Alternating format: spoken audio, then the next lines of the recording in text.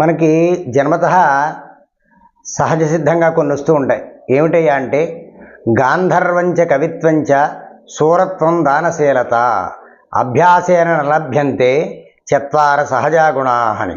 అంటే గాంధర్వము అంటే చక్కటి గాత్రం, సంగీతం రావడం, అలాగే కవిత్వం, అసువుగా రాయడం, అలాగే శూరత్వం, ధైర్య సాహసాలు అనేటువంటివి, అలాగే హృదయపూర్వకంగా దానం చేసేటువంటి లక్షణం, అభ్యాసేన నలభ్యంతే అవి ఏవో నేర్చుకుంటే వచ్చేటువంటివి కాదయ్యా, సహజ సిద్ధంగా మనకి పూర్వజన్మ సుకృతం వల్ల వస్తూ ఉంటాయి. అందుచేతే మనకు అలాంటి యోగాలు కనుక లేకపోతే ఈ జన్మలో అలాంటి దాన ధర్మాలు కానీ, ఉత్తములు కానీ, పండితులు కానీ, సంగీత విద్వాంసులు కానీ మనం వారందరినీ కూడా గౌరవించినట్లయితే, వారికి పూజ చేసినట్లయితే, వారిని ఆదరించినట్లయితే తప్పనిసరిగా రాగల జన్మలో మనకు కూడా అలాంటివన్నీ కూడా సహజ సిద్ధంగా వస్తూ ఉంటాయి అనేటువంటివి మనకి ఈ సూత్రం ద్వారా తెలుసు.